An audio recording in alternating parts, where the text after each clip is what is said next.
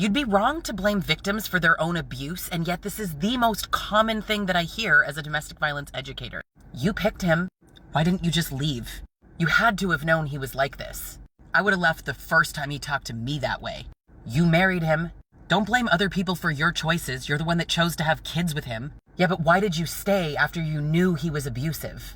Fear is a huge motivator to why people do this. Listen, blaming the victim provides a false sense of safety in that it won't happen to you. If it was the victim's fault and you tell yourself that they're stupid, you tell yourself that you're not, so it'll never happen to you.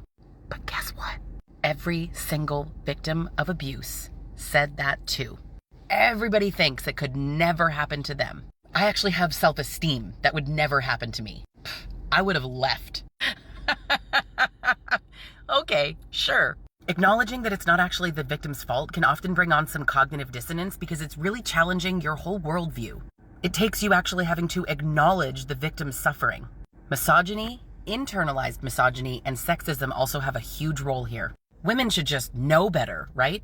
I don't even know if I quite understand how it could possibly be 2024 and people are still confused by the concept that women are told, don't trust men, they're liars. Also, don't call men liars, not all men. What's wrong with you? You're a misandrist. So are we stupid to believe men, or are we stupid to not believe men? Right. Women are wrong no matter what.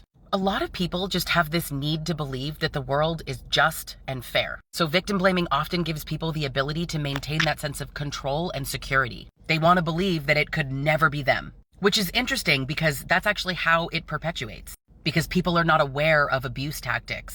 They think they know what abuse looks like because they fall into all of these myths and stereotypes. People will tell you that you weren't abused just because you don't have a black eye.